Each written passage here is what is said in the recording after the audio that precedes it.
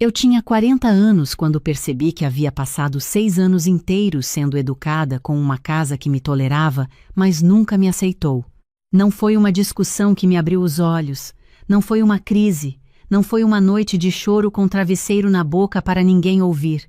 Foi uma manhã de terça-feira, ordinária como qualquer outra, com sol fraco entrando pela janela do corredor e cheiro de café que minha sogra tinha feito às 6 da manhã, antes de eu acordar. Eu estava dobrando roupa na beira da cama quando ouvi a voz dela na sala, falando ao telefone com a irmã. A voz tinha aquele tom de quem não sabe que está sendo ouvida ou de quem não se importa. Ela mora aqui há 6 anos e não paga um centavo. É assim mesmo. A gente carrega. Fiquei parada com uma camiseta nas mãos. Dobrei devagar. Coloquei na pilha. Peguei outra. Continuei dobrando enquanto alguma coisa dentro de mim parava de tentar entender e começava, finalmente, a decidir. Deixa eu te contar desde o princípio, porque essa história não começa naquela manhã de terça. Ela começa 6 anos antes, quando eu tinha 34 anos, trabalhava como analista contábil numa empresa de médio porte em Campinas e acreditava que amor era uma estrutura suficiente para construir vida dentro de outra família. Que ingenuidade generosa a minha! Quando conheci meu marido, ele tinha 37 anos. Era engenheiro civil numa construtora regional e morava com a mãe e o pai num sobrado no bairro Cambuí. A casa era grande, bem cuidada, com jardim na frente que minha sogra regava todas as manhãs com uma mangueira verde e uma dedicação que eu, nos primeiros tempos, achei bonita. Meu sogro era um homem quieto, reservado, que passava as tardes assistindo ao jornal e raramente opinava sobre o que não fosse diretamente seu. Era ele o mais fácil dos dois. O que eu não sabia ainda era que fácil e silencioso são coisas muito diferentes. Minha sogra se chamava Neuza.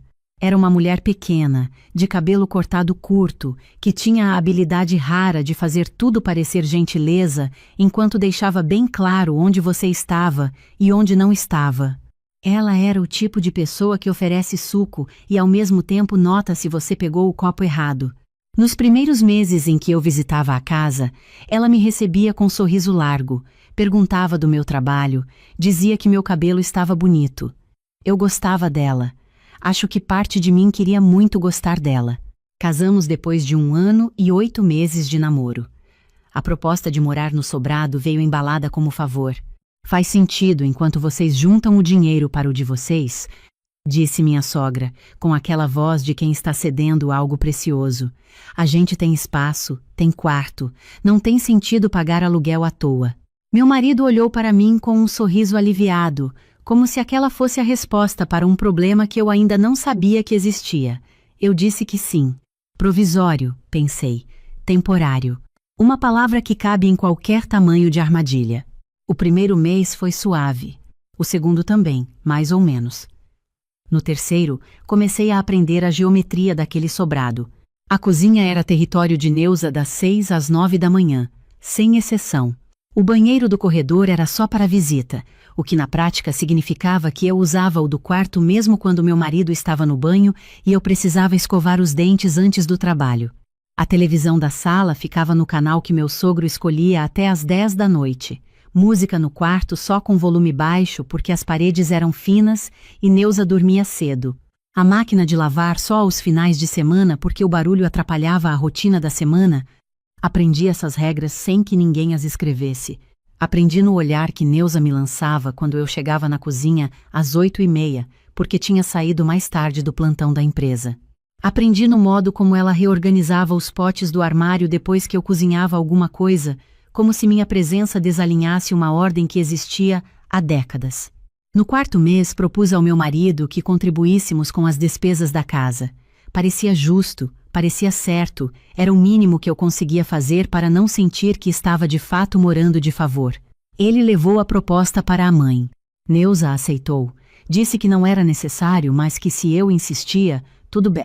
E estabeleceu um valor fixo mensal que eu deveria transferir para ela diretamente. Água, luz, gás, mercado. Um número redondo que eu pagava todo dia primeiro sem falhar. O que eu descobriria muito mais tarde era que esse valor ia para uma conta pessoal de Neuza que meu sogro não sabia que existia e que para o mundo inteiro eu continuava morando de favor na casa dela. Para as amigas do bairro, para a irmã ao telefone, para a cunhada que vinha jantar nos domingos. Eu pagava em silêncio e ela recebia em segredo, e a narrativa que circulava era a de uma nora sustentada pela generosidade da sogra. Levei 2 anos para entender isso completamente. 2 anos de comentários pequenos que eu não sabia juntar. A gente banca vocês aqui porque família é família, Neuza disse uma vez para a vizinha, sem perceber que eu estava na escada. Ela ainda não sabe administrar uma casa própria.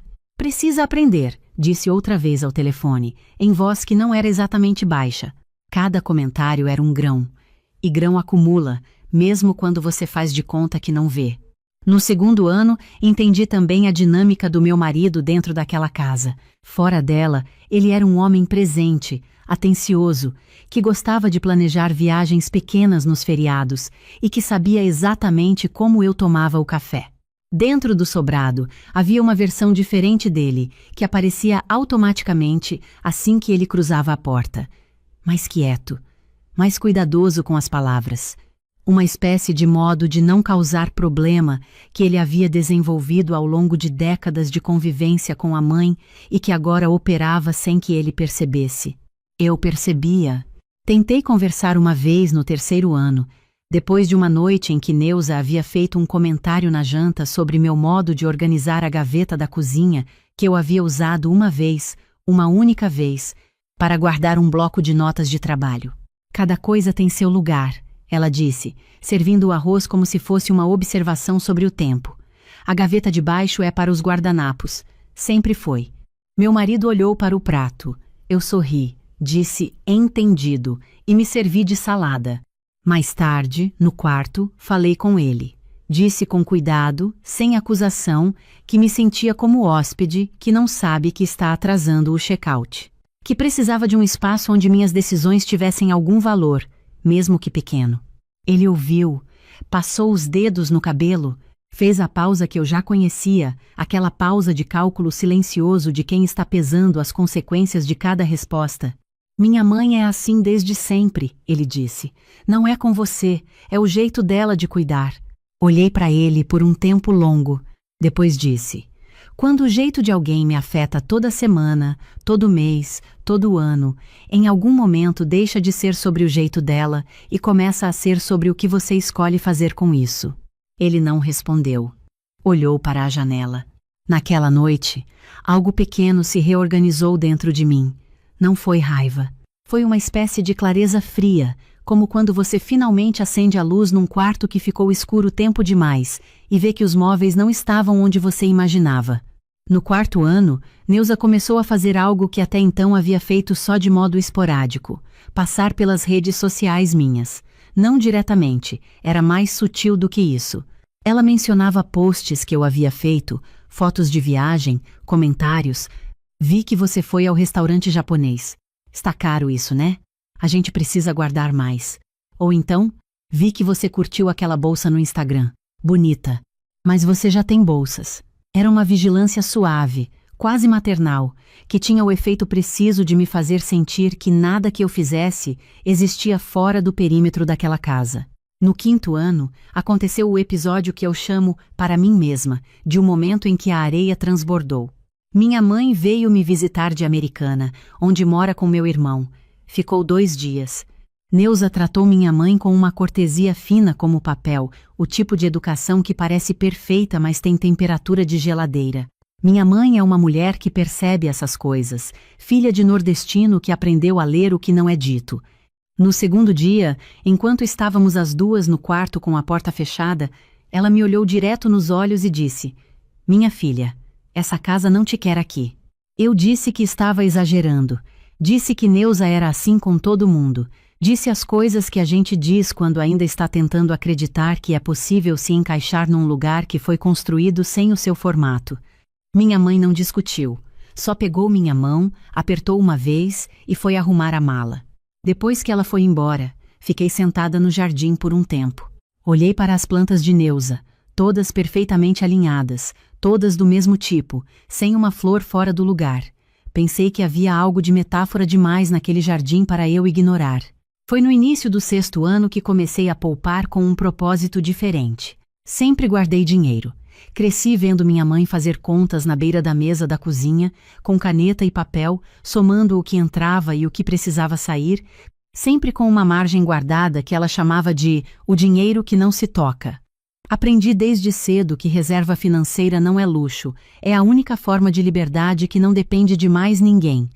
Mas até então, eu poupava sem destino específico. A partir daquele ano, comecei a poupar com endereço. Não sabia ainda qual. Sabia que precisava de um. Meu salário havia crescido. Tinha feito uma pós-graduação em controladoria que me rendeu uma promoção e um adicional considerável. Assumi uma carteira de clientes maior. Passava a trabalhar também com consultoria em paralelo, alguns clientes autônomos que me contratavam por projeto. Meu marido sabia que eu ganhava bem. Nunca perguntou os detalhes.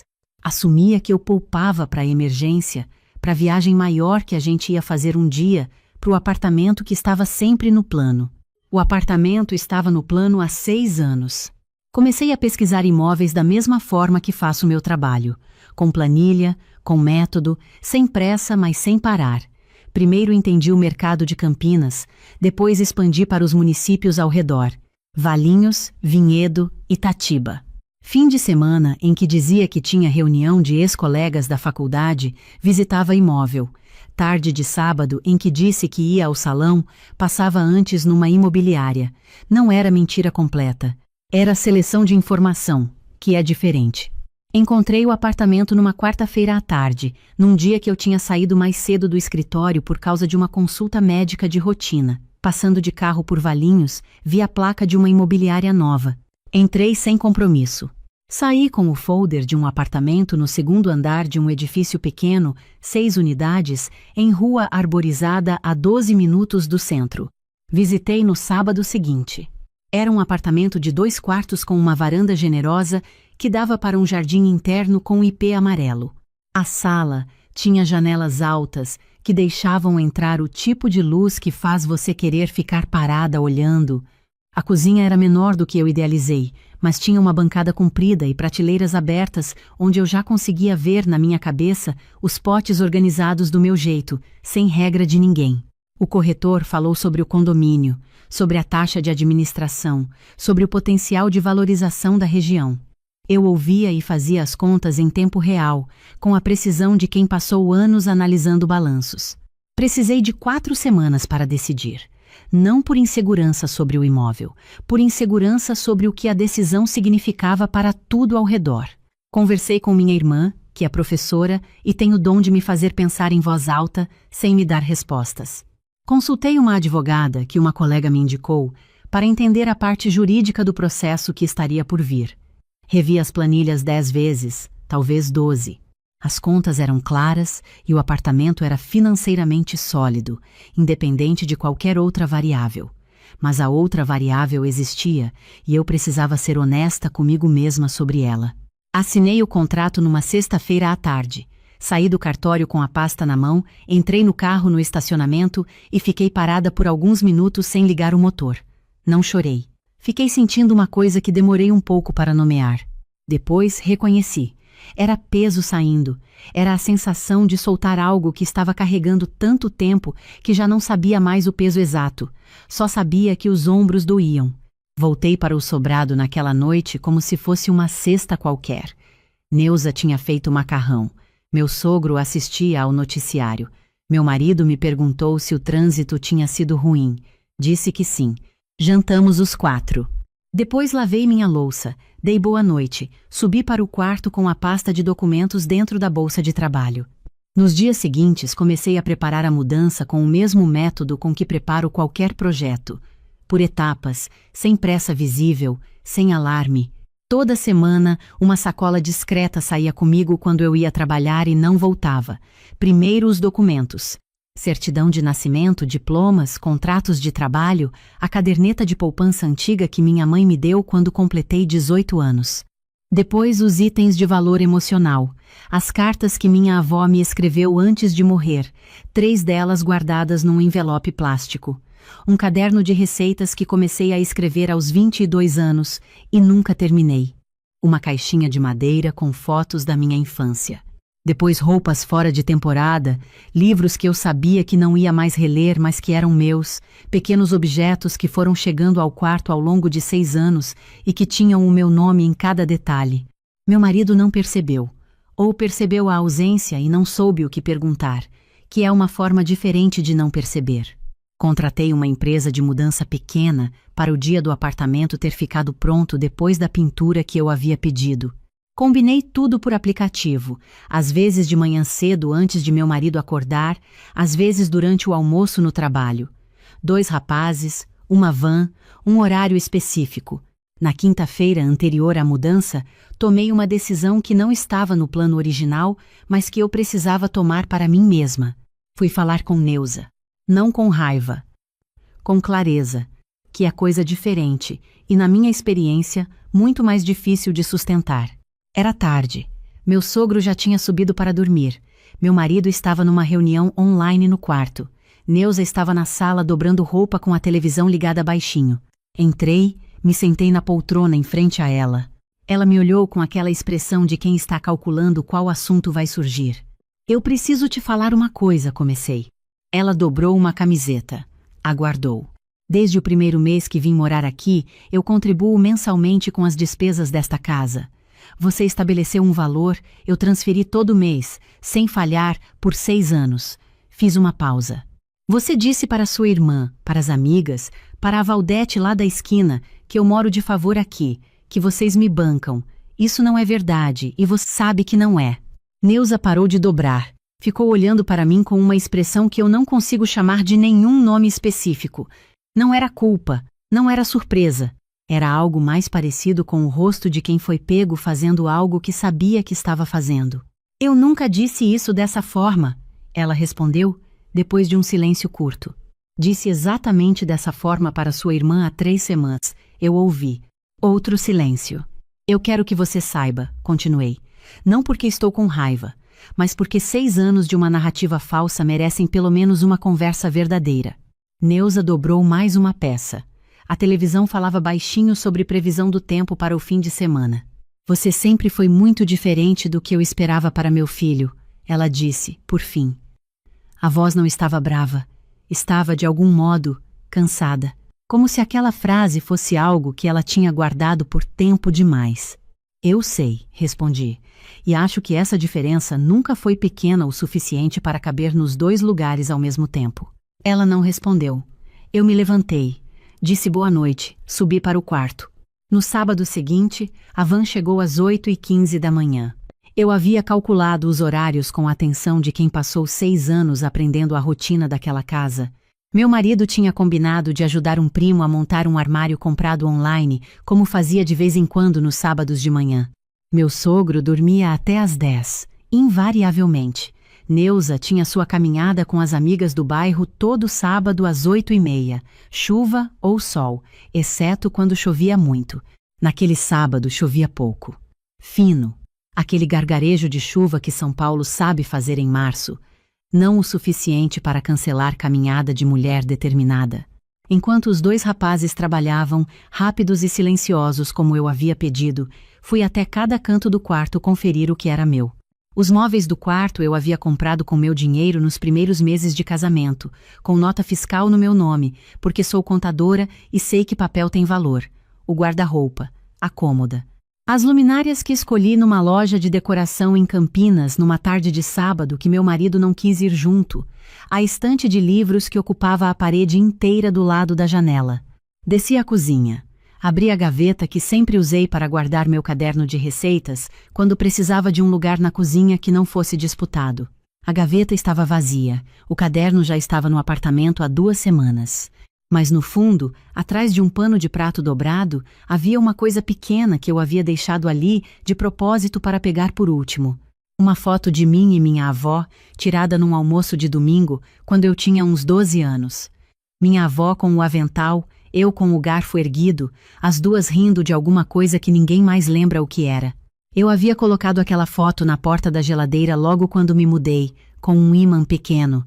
Neuza havia tirado sem comentário algum numa tarde em que eu estava trabalhando. Encontrei a foto na gaveta naquela mesma noite, sem explicação. Guardei, não perguntei. Algumas batalhas você escolhe não travar, porque está guardando energia para a que realmente importa. Peguei a foto, coloquei no bolso. Eram 8h50, quando ouvi os passos de Neuza na escada. A caminhada havia sido cancelada. Soube depois, porque a amiga principal tinha torcido o tornozelo na véspera. Ela parou no último degrau, olhou para os rapazes, olhou para as caixas empilhadas na entrada. Olhou para mim com uma expressão que era a mistura de coisas que eu não esperava ver.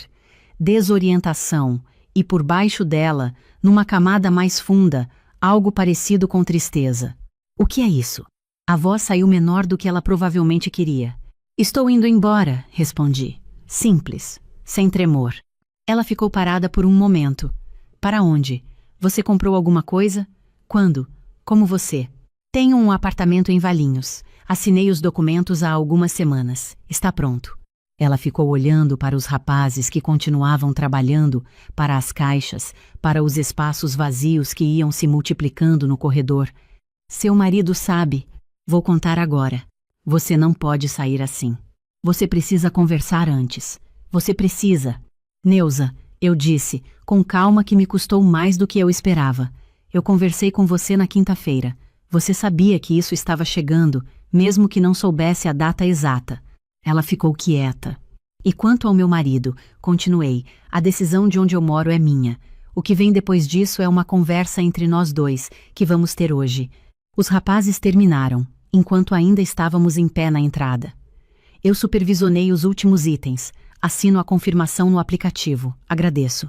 Peguei minha bolsa, a pasta com os documentos, o casaco que estava no cabide da entrada, o meu casaco, que eu havia comprado em junho do ano anterior e que pendurei ali porque era o lugar mais prático, sem pedir permissão para ninguém, porque às vezes a gente se acostuma a ocupar pequenos espaços, sem perceber que já os conquistou. Dei uma última olhada no quarto. Estava vazio. O estrado da cama que era da casa ficou. A janela com a cortina que era de Neuza ficou. Na parede, marcas claras onde a estante havia ficado por 6 anos. Um retângulo de tinta menos desbotada, exato, limpo, o contorno perfeito do espaço que eu havia ocupado. Desci. Neuza estava na cozinha, de costas para mim, com as mãos apoiadas na pia. Parei na porta. Dona Neuza, ela se virou. Eu tentei, disse. Por 6 anos, eu tentei me encaixar aqui. Aprendi os horários, aprendi as regras, aprendi a ocupar menos espaço do que eu precisava, porque era o que essa casa comportava. Não estou com raiva. Mas também não vou sair sem dizer que sei exatamente o que aconteceu aqui. Ela me olhou por um tempo. Tinha nos olhos uma coisa que eu não esperava. Não era mágoa da minha saída. Era, eu acho, um reconhecimento. O tipo de coisa que mulheres de uma certa geração guardam fundo porque nunca souberam bem onde colocar. Você é muito teimosa, ela disse por fim. Sim, concordei. Herdei isso da minha mãe. Saí. Fechei o portão com cuidado. Entrei no carro. No bolso a foto de mim e minha avó. Meu marido ligou enquanto eu estava na rodovia, seguindo a van. Deixei tocar a primeira vez. A segunda também. Na terceira, atendi. Camila, o que aconteceu? Minha mãe me ligou. Ela está. Estou indo para o meu apartamento. Silêncio. Que apartamento? Em Valinhos. Assinei o contrato há algumas semanas. 2 quartos, varanda, 2º andar. Mais silêncio. Quando ele falou de novo, a voz tinha aquela mistura de confusão genuína e mágoa que eu sabia que era real. Você comprou um apartamento sem me contar? Esse dinheiro era meu, disse com calma. Eu sei que parece abrupto, mas eu paguei as despesas desta casa por 6 anos para uma conta que só sua mãe controlava, enquanto ela contava para todo mundo que eu morava de favor. Cada real que eu guardei além disso foi com o meu salário, fruto do meu trabalho, e ficou no meu nome porque eu aprendi desde pequena que dinheiro guardado é a única voz que não precisa pedir licença para falar. Ele ficou quieto por um tempo. Quando falou, a voz estava mais baixa. A gente precisava ter conversado antes. Eu tentei conversar com você sobre como me sentia naquela casa pelo menos 4 vezes em 6 anos. Em todas as 4 você me disse que era o jeito da sua mãe, que ela era assim, que não era pessoal. Respirei. Quando o jeito de alguém me apaga aos poucos, se torna pessoal independente da intenção. Silêncio longo. Então é o fim? Eu pensei nessa pergunta. Pensei no homem que ele era fora daquele sobrado e no homem que se tornava dentro dele. Pensei em 6 anos de conversas baixas, de escolhas calculadas, de um amor real que não foi suficiente para se recusar a me deixar desaparecer. Eu não sei ainda o que é o fim e o que é o começo, disse. Mas sei que não consigo construir nada real dentro de uma estrutura onde você precisa calcular cada resposta para não desapontar sua mãe. Você precisa descobrir quem você é fora daquela casa. Eu já precisei descobrir quem eu sou dentro da minha. Ele não respondeu. Contrate um advogado para a parte legal se achar necessário. Eu já tenho o meu. Desliguei. Cheguei em Valinhos com a van às 10h30 da manhã. O ipê amarelo no jardim interno estava florido, coisa que eu não havia prestado atenção nas visitas anteriores, porque estava sempre com a cabeça cheia de planilha e decisão. Flores amarelas em março, abundantes, como se o prédio estivesse me recebendo com algo que eu não pedi, mas que chegou na hora certa. Os rapazes descarregaram com eficiência. Eu fui indicando os cômodos com uma precisão que me surpreendeu, como se eu tivesse decorado aquele apartamento na cabeça durante meses. Porque havia decorado. Quando todos foram embora, às 11h40 da manhã, fui até a cozinha. A bancada estava esperando, limpa, comprida, sem nada sobre ela ainda. Abri a bolsa. Tirei a foto de mim e minha avó. Fui até a geladeira. Colei com o único ímã que eu havia guardado especificamente para esse momento, bem no centro, na altura dos olhos. A foto ficou levemente torta. Endireitei. Depois pensei que não precisava ficar perfeitamente reta se eu não quisesse. Deixei levemente torta. Fiquei olhando para a foto por um tempo. Depois, sentei no chão da cozinha. Encostei as costas nos armários novos que cheiravam a madeira. E fiquei assim por um tempo que não sei medir, olhando para a janela com aquela luz de manhã de sábado que entrava sem pedir licença, que ficava onde queria, que iluminava o que escolhia iluminar. Não chorei de tristeza. Chorei de outra coisa, aquele tipo de alívio que você só entende quando sente, quando solta um peso que carregava tanto tempo que já tinha esquecido o formato do próprio ombro sem ele. Nos meses seguintes, a vida foi encontrando seu próprio ritmo. A poltrona que eu havia comprado no primeiro mês de casamento ficou perfeita no canto da sala perto da janela. Comprei uma planta grande, uma ficus, que coloquei na varanda e que cuido toda manhã antes do café. Comprei outra, menor, para a janela da cozinha. E mais uma, de uma espécie que minha avó cultivava e que eu nunca soube o nome técnico, mas que reconhecia pelo cheiro das folhas. No segundo quarto montei o escritório que eu havia planejado há anos. Mesa comprida, estante com os livros organizados por assunto, iluminação boa para as longas noites de consultoria. Os clientes autônomos cresceram. Assumi mais 2 projetos. A renda extra que antes ia escoando na conta de Neuza sem reconhecimento, agora ficava e se multiplicava. O processo de separação foi conduzido pelos advogados com uma tranquilidade que me surpreendeu. Meu marido pediu para conversar uma vez, pessoalmente, num café de Campinas, que ficava entre os 2 endereços. Fui. Ele tinha o rosto de quem estava dormindo mal há semanas. Falou que havia entendido coisas que não havia entendido antes, que queria tentar de novo, diferente, num lugar novo, sem a casa dos pais no meio, que havia conversado com a mãe. Eu o ouvi até o fim, depois disse: "Você teve 6 anos para tentar diferente. Não numa grande briga, não num momento dramático.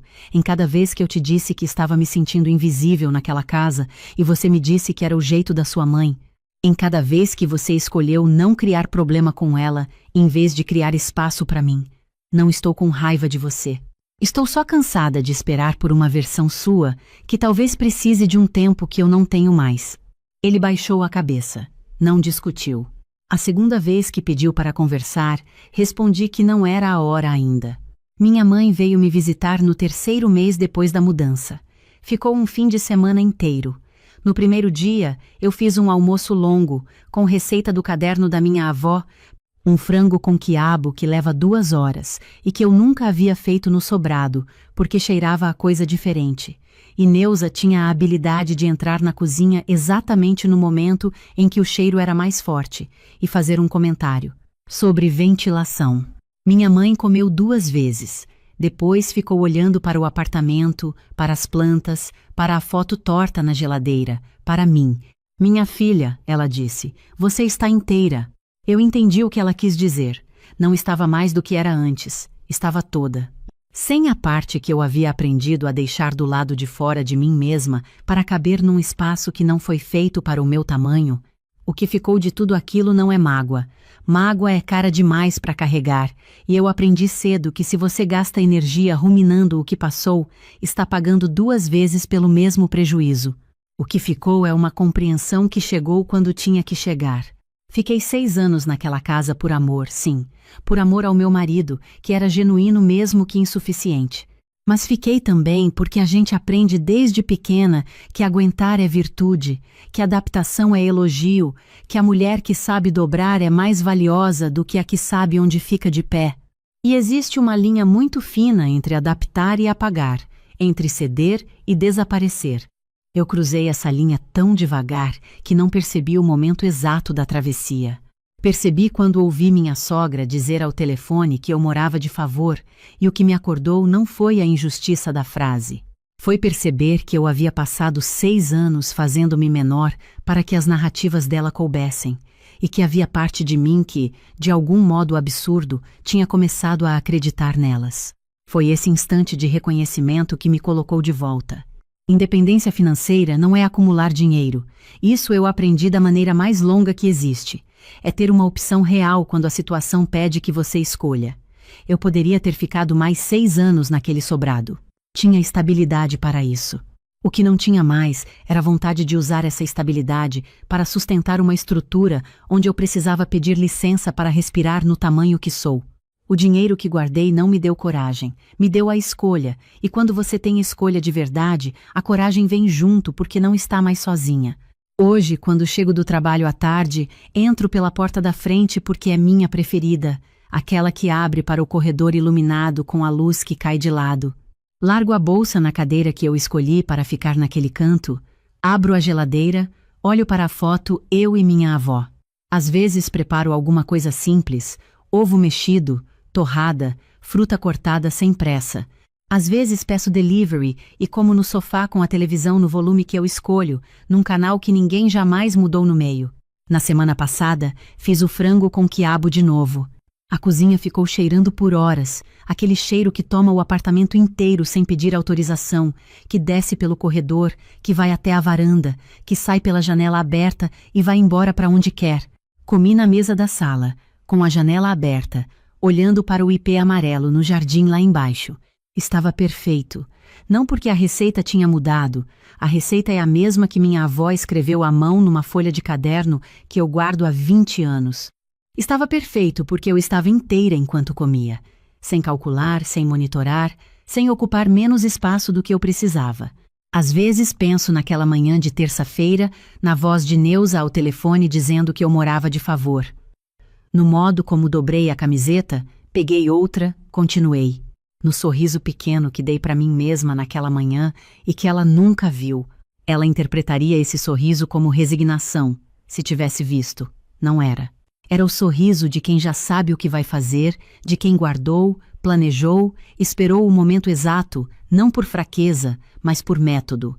De quem aprendeu que a resposta mais poderosa para quem diz que você não tem lugar aqui, não é a discussão que te prende no mesmo chão, é a construção silenciosa de um lugar onde você tem todos os lugares.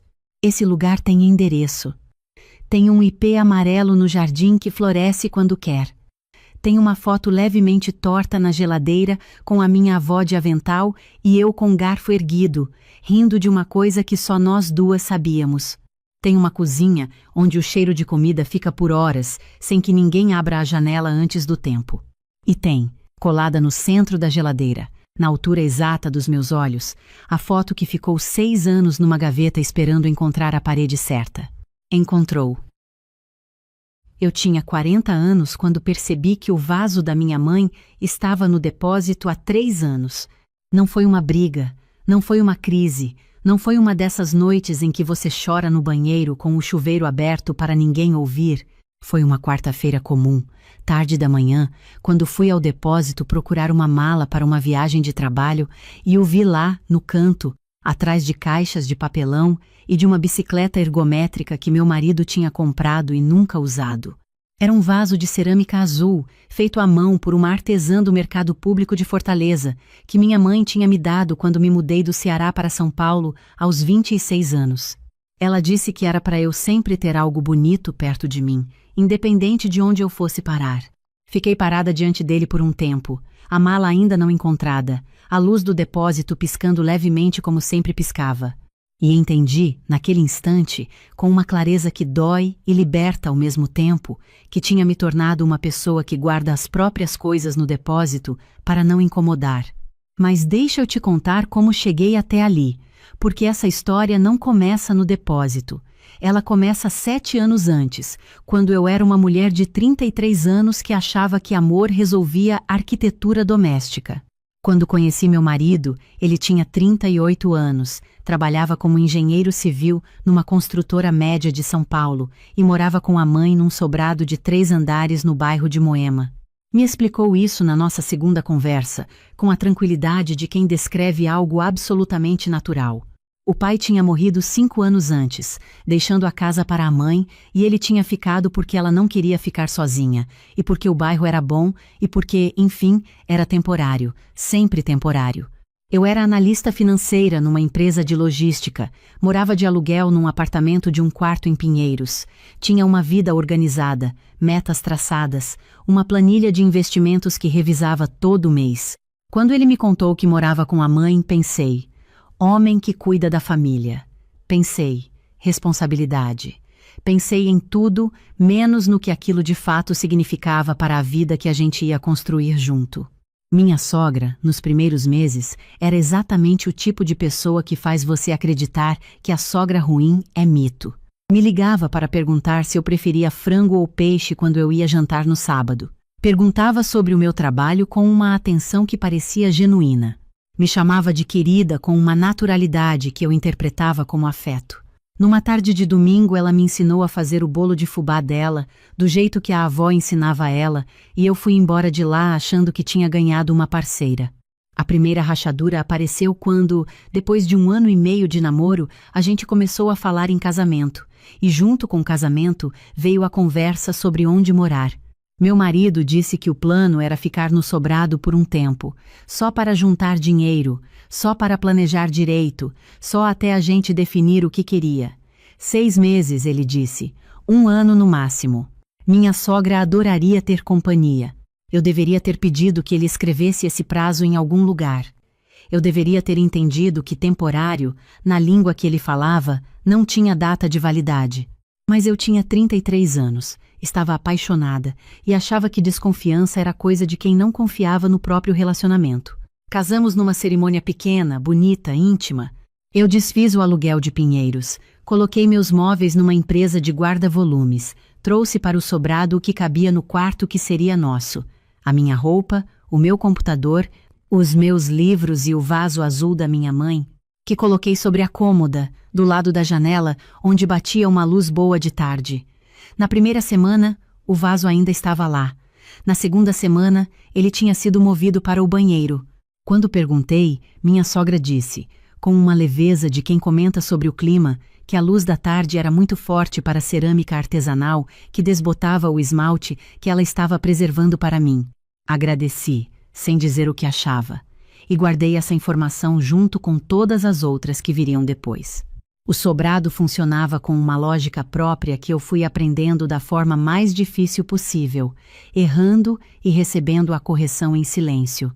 A lavanderia tinha um esquema de dias. Segunda e quinta eram dias de roupa de cama, terça e sexta eram dias de roupa comum, e se você pusesse roupa para lavar fora desse esquema, ela tirava sem dizer nada e deixava dobrada em cima da máquina.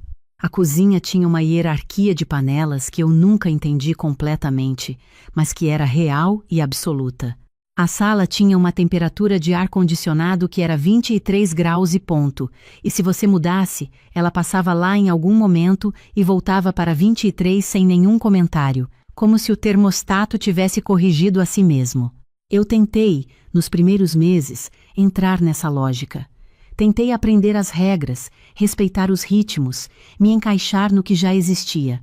Fui percebendo devagar que não era possível me encaixar porque o espaço não tinha sido projetado para me receber.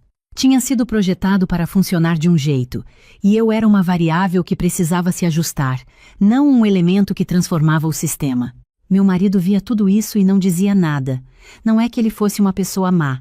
Era uma pessoa que tinha aprendido, em 38 anos, que o caminho mais curto para a paz doméstica era o silêncio.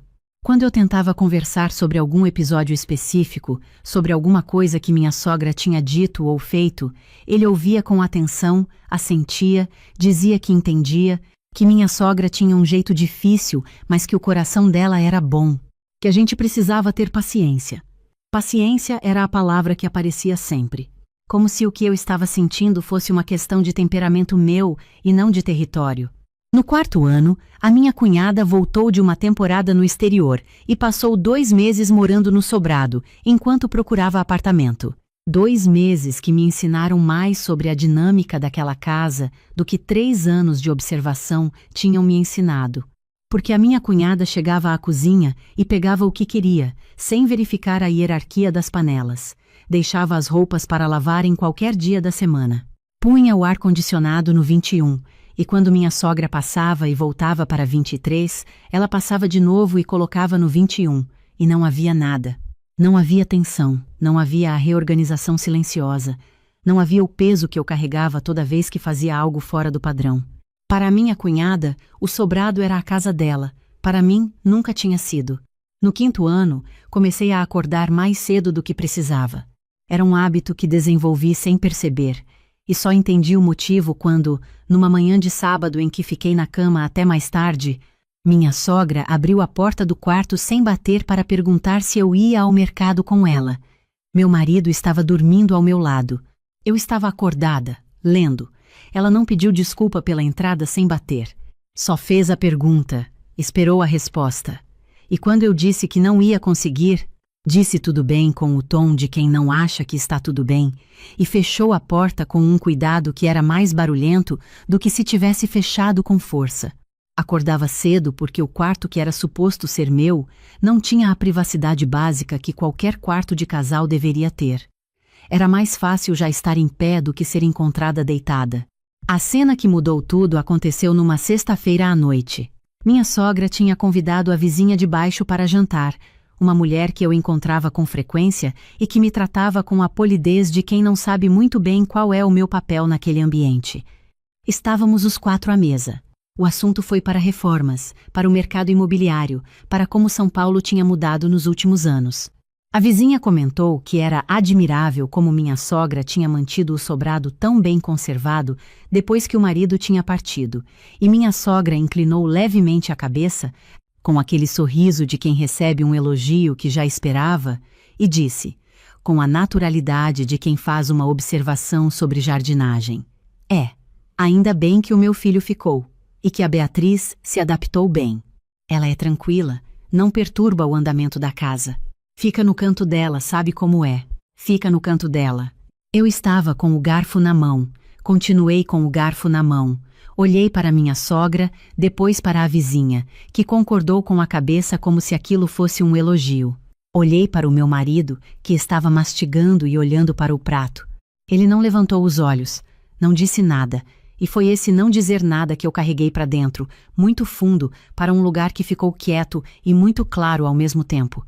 Depois que a vizinha foi embora, lavei os pratos enquanto minha sogra guardava as sobras. Meu marido foi ligar a televisão. Ninguém falou sobre o que tinha sido dito. Eu fui dormir com a frase dentro da cabeça, virando ela de todos os lados. Tranquila, não perturba. Fica no canto. Em 7 anos, o máximo que eu tinha conquistado naquele espaço era a aprovação de não incomodar. Tinha me tornado invisível com tanto esforço que a invisibilidade virou meu único atributo reconhecido. Naquela madrugada, enquanto meu marido dormia, fui até a cozinha, sentei na cadeira da ilha, peguei o celular e abri o aplicativo do banco. Tinha uma quantia na conta de investimentos que me surpreendeu por um segundo e logo depois não me surpreendeu mais, porque eu era analista financeira.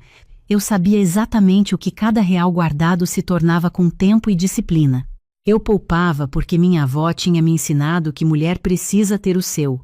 Poupava porque nunca me senti completamente dentro daquela casa.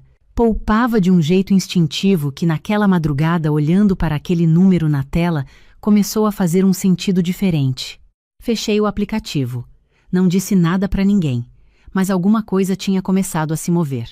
Eu trabalhava como analista financeira há 12 anos, mas nos últimos 3 tinha começado a fazer consultoria independente para pequenas empresas, ajudando com fluxo de caixa, organização contábil, planejamento de crescimento. Tinha 3 clientes fixos e alguns projetos pontuais, e aquele trabalho me dava uma satisfação que o emprego formal não dava mais. Comecei a pensar, devagar, na possibilidade de tornar a consultoria o negócio principal. Precisaria de um espaço. Não um escritório grande, não uma estrutura corporativa, mas um lugar meu, com endereço fixo, onde eu pudesse atender clientes, fazer reuniões, montar a estrutura que uma consultoria séria precisava ter. Comecei a pesquisar imóveis comerciais com a naturalidade de quem pesquisa qualquer coisa profissionalmente, sem urgência, sem plano definido ainda. Usava o horário de almoço, usava as manhãs cedo antes de todo mundo acordar. Quando meu marido perguntava no que eu estava trabalhando, eu dizia em projetos de clientes. Não era mentira. Era uma omissão que eu precisava fazer, porque sabia que qualquer conversa sobre sair do sobrado terminaria com uma ligação da minha sogra antes do jantar. Foram 4 meses de pesquisa. Vi salas que eram pequenas demais, prédios em regiões que não funcionavam para o perfil dos meus clientes, contratos de aluguel com cláusulas que não faziam sentido, reformas que consumiriam tempo demais. E então, numa tarde de terça-feira, recebi um e-mail de uma corretora com quem eu tinha conversado brevemente numa visita, com um imóvel que tinha acabado de entrar na carteira dela. Uma sala comercial no 2º andar de um prédio pequeno na Vila Olímpia. Quarto pavimento, sem elevador, mas com uma escada larga e bem iluminada.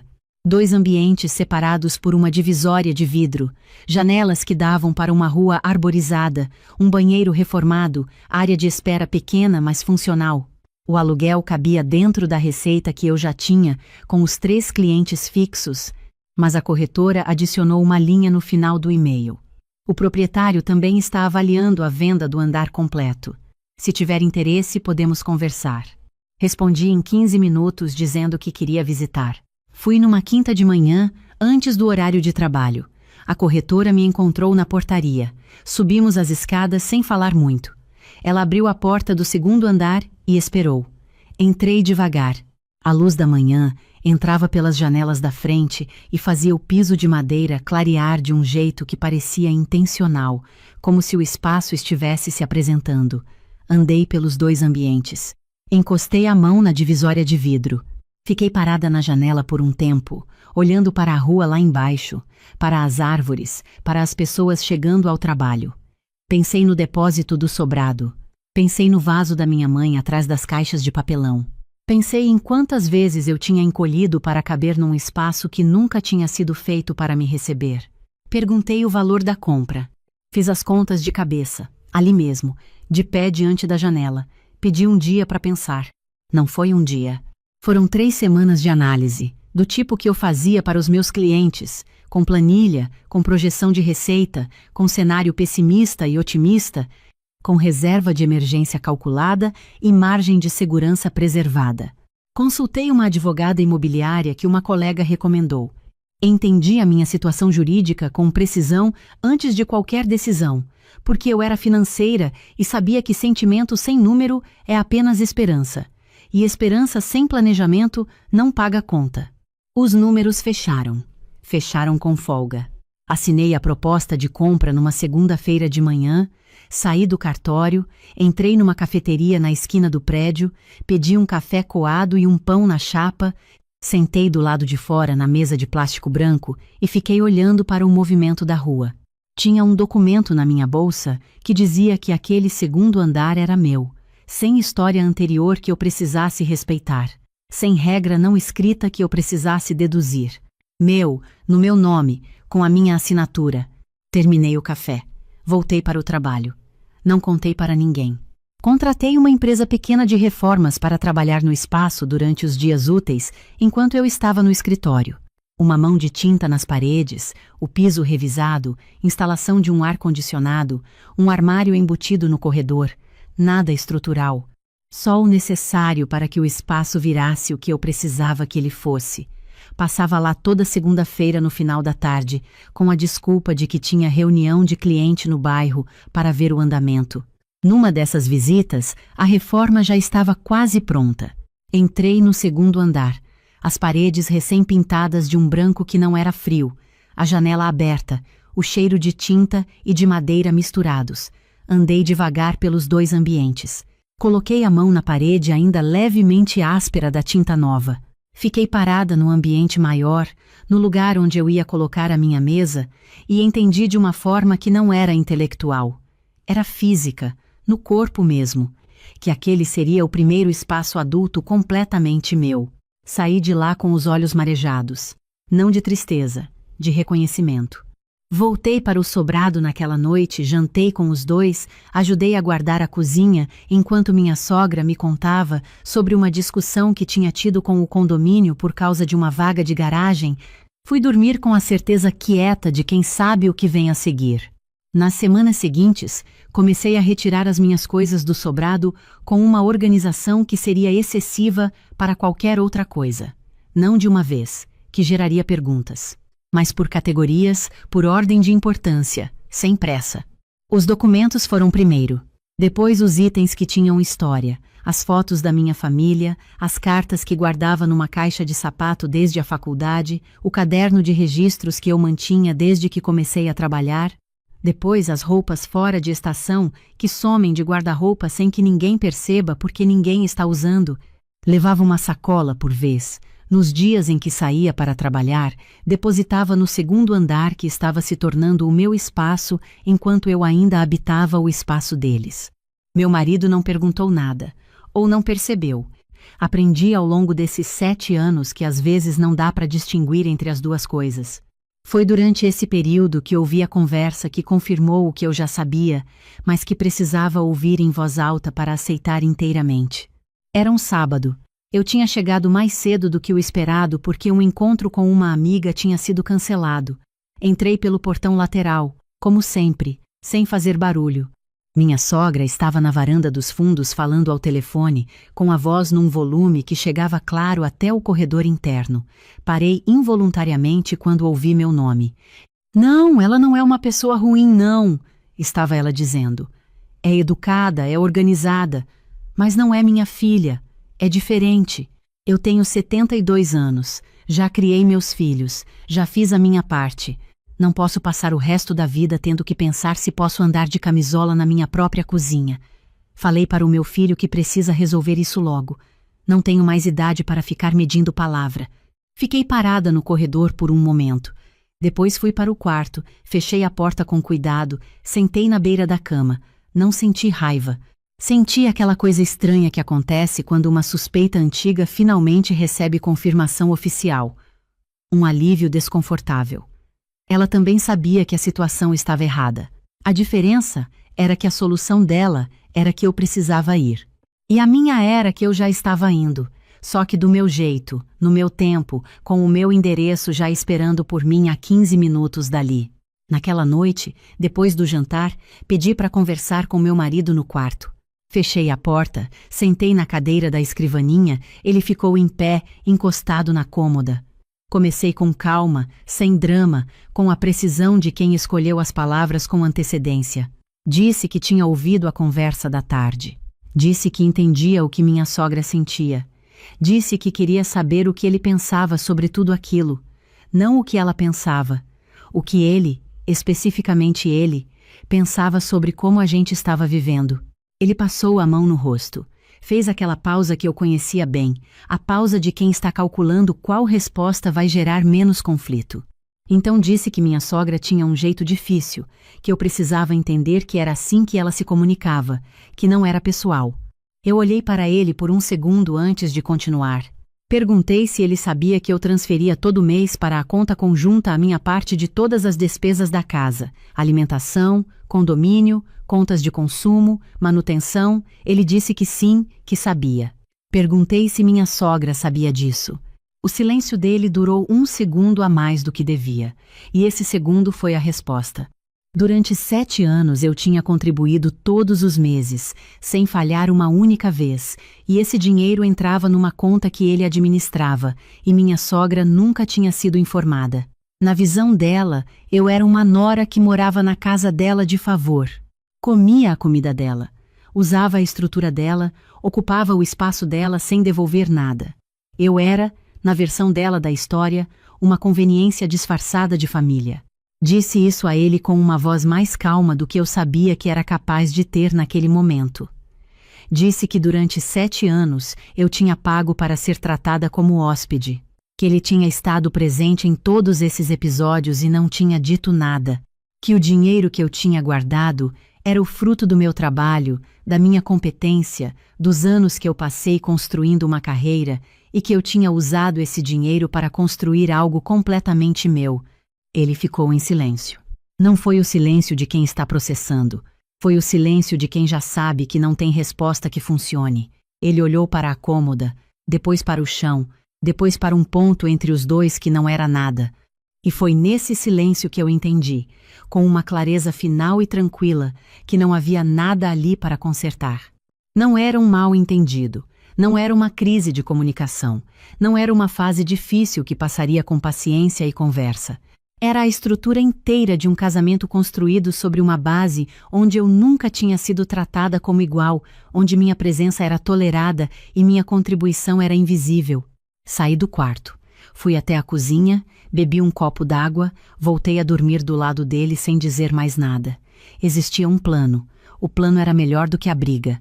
Liguei para minha advogada no dia seguinte, durante o horário de almoço, de dentro do meu carro estacionado num ponto da rua onde não havia como me ver da janela do escritório. Conversei sobre a minha situação jurídica com todos os detalhes que ela precisava para me orientar corretamente. Entendi o que era meu, o que precisava ser garantido antes de qualquer movimentação, quais eram os próximos passos. A conversa durou 1 hora. Saí dela com um mapa. Continuei a rotina por mais 2 semanas. Acordava, tomava café, ia trabalhar, voltava, jantava, ajudava a guardar a cozinha, ouvia sobre o condomínio e a vaga de garagem, dormia. Por fora, absolutamente nada tinha mudado. Por dentro, eu estava terminando de desmontar 7 anos de vida, sacola por sacola, levada para o 2º andar da Vila Olímpia toda segunda-feira de tarde. Na última semana, coloquei o vaso da minha mãe dentro de uma sacola de tecido, envolto em bolhas de plástico para não bater durante o trajeto. Ele foi o último a sair. Na sexta-feira seguinte, combinei com uma empresa de mudança pequena, recomendada pela minha advogada, que trabalhava com discrição e eficiência. 3 pessoas, um caminhão médio, lista detalhada do que levar, hora marcada para as 8 da manhã. Meu marido tinha o hábito de sair às 8h15 para uma corrida que fazia toda sexta-feira sem exceção.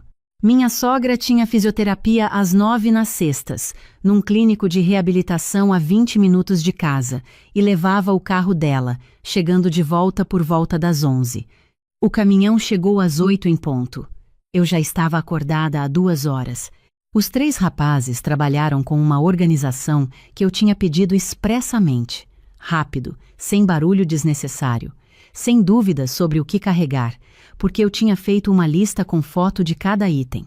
Os móveis que eu tinha comprado com nota fiscal no meu nome, os equipamentos de trabalho, os livros, as plantas que eu cultivava no peitoril da janela do quarto, o vaso que já estava embalado desde a véspera. Às 10h10, o caminhão estava quase pronto. Faltava a última caixa quando ouvi o portão da garagem abrir. Minha sogra tinha voltado mais cedo. A sessão de fisioterapia tinha sido cancelada porque a fisioterapeuta teve um imprevisto familiar. Ela entrou pela porta lateral da garagem, viu o caminhão na rua, viu os rapazes descendo a última caixa, parou no meio do quintal com a bolsa na mão e a chave do carro ainda entre os dedos. Ficou me olhando, depois o caminhão, depois os rapazes, numa sequência que se repetiu umas 3 vezes enquanto o quadro ia se montando na cabeça dela. "O que está acontecendo aqui?" ela disse. Não era pergunta, era o começo de um entendimento que ela ainda estava resistindo. "Eu estou indo embora", eu disse, simples, direta, sem elevar a voz. Ela ficou parada como se o chão tivesse mudado de consistência sob os pés. "Indo embora para onde, Beatriz? Você tem onde ir. Você não avisou, você não conversou. Isso não se faz assim." Dei um passo de lado para deixar o rapaz passar com a última caixa. "Meu marido vai saber de tudo", eu disse. "Ele tem o celular. Pode ligar para ele." Ela pegou o celular. Eu ouvi ela falar enquanto o caminhão era fechado. A voz dela subia com a dificuldade de quem está tentando organizar uma situação que não está se organizando do jeito que esperava. Quando o último rapaz me entregou o formulário para assinar, eu assinei, agradeci os 3 e fiz uma última volta pela parte do sobrado que era minha. O quarto estava vazio. A cama de casal tinha ficado porque não era minha. A cômoda de madeira escura que nunca tinha sido minha tinha ficado. As marcas claras na parede onde os quadros tinham estado. O peitoril da janela onde as plantas tinham ficado por 4 anos, deixando uma marca circular no reboco. Peguei a minha bolsa. Desci a escada pela última vez. Minha sogra estava na sala com o telefone ainda na mão, olhando para o espaço com uma expressão que eu nunca tinha visto nela em 7 anos de convivência. Não era raiva. Era a expressão de quem acaba de perceber que avaliou uma situação de forma completamente errada. Ela disse meu nome. Disse que a gente precisava conversar, que tinha sido um mal-entendido, que as coisas podiam ser resolvidas de outro jeito. Parei na porta. Me virei para ela. Chamei pelo nome dela, coisa que nunca tinha feito. Sempre tinha sido a senhora, sempre tinha sido aquela deferência que eu mantinha como parte do esforço de ser a nora que não perturba o andamento da casa. "Dona Lúcia", eu disse, "durante 7 anos eu paguei para viver aqui, todo mês, sem falhar uma vez. A senhora nunca soube porque o meu marido nunca contou, mas eu sei o que eu fiz. E agora eu tenho a minha casa, então eu estou indo." Ela abriu a boca. Depois fechou. Olhou ao redor como se os móveis da sala pudessem explicar o que estava acontecendo. "Mas as contas", ela disse. "Quem vai ajudar com as contas daqui?" "As contas da senhora são responsabilidade da senhora", eu disse. "As minhas eu já tenho para pagar." Saí. Fechei o portão de metal com uma delicadeza que era quase absurda diante de tudo aquilo. Entrei no meu carro. O caminhão já tinha dobrado a esquina. Coloquei o carro em movimento e fui embora daquela rua. Árvores passando nas laterais, o sol de manhã batendo no para-brisa, sem olhar pelo retrovisor. Meu marido me ligou 40 minutos depois. Eu estava no 2º andar da Vila Olímpia, supervisionando a entrada dos móveis, quando decidi atender. Ouvi a voz dele, tensa e confusa ao mesmo tempo, perguntando o que tinha acontecido, onde eu estava, se eu tinha ido para a casa de alguém. "Estou na minha casa", eu disse. Silêncio. "Que casa?", ele disse. "Você alugou um apartamento sem me falar." "Comprei um imóvel comercial na Vila Olímpia, sala no 2º andar, registro no meu nome há 2 meses. Estou transformando em escritório da consultoria." O silêncio dessa vez durou mais pesado, mais longo, do tipo que ocupa o espaço antes de uma pergunta que alguém não sabe como fazer. "Como você tinha esse dinheiro?", ele disse por fim. "Você estava guardando sem me contar." "Estava guardando há anos. Você sabia que eu poupava. Nunca perguntou o quanto. Nunca perguntou o que eu pretendia fazer." "Beatriz, o dinheiro que você ganhou durante o casamento é do casal. A gente precisava ter tomado essa decisão junto." Respirei fundo antes de responder. Tinha me custado muito chegar até aquele momento e eu não queria perder a precisão agora. Durante 7 anos eu contribuí todo mês com as despesas da casa da sua mãe. Sua mãe passou esse tempo me tratando como se eu fosse uma visita que ficou tempo demais, como alguém que não pertencia, como alguém que fica no canto e não perturba o andamento. Você estava presente em cada um desses momentos e escolheu o silêncio. O dinheiro que eu guardei é o resultado do meu trabalho, da minha competência, dos 12 anos que eu passei construindo uma carreira antes de você. Eu usei esse dinheiro para construir algo que é completamente meu. Recomendo que você fale com um advogado para entender a parte legal do processo. Eu já tenho o meu. Desliguei. Os rapazes continuavam montando os móveis no segundo andar. Fui até a janela, encostei o vidro com a testa por um segundo, olhei para a rua arborizada lá embaixo. Uma mulher passando com um carrinho de bebê, um cachorro em frente à banca de jornal. O ônibus dobrando a esquina. Uma rua comum, numa tarde comum. E eu de pé num espaço que tinha o meu nome no documento. Naquela noite, depois que os rapazes foram embora e os móveis estavam no lugar, eu montei o vaso da minha mãe na janela da sala de espera, onde a luz da tarde entrava longa e limpa. Fiquei olhando para ele por um momento. Azul escuro, com aquela irregularidade característica de cerâmica feita à mão, uma pequena imperfeição na borda que minha mãe dizia que era o que dava personalidade. Tinha ficado 3 anos num depósito protegido por bolhas de plástico. Agora estava na janela, onde devia ter estado o tempo todo. Sentei no chão, encostei as costas na parede recém-pintada e fiquei ouvindo o barulho da cidade lá fora. Ônibus, uma conversa passando pela calçada, um pássaro em alguma árvore da rua. Era um silêncio diferente de tudo que eu tinha conhecido nos últimos 7 anos. Não era o silêncio de quem aprende a calar para não criar atrito. Era o silêncio de quem está no lugar certo. Nos meses seguintes, a vida foi se reorganizando com uma clareza que me surpreendeu pela velocidade.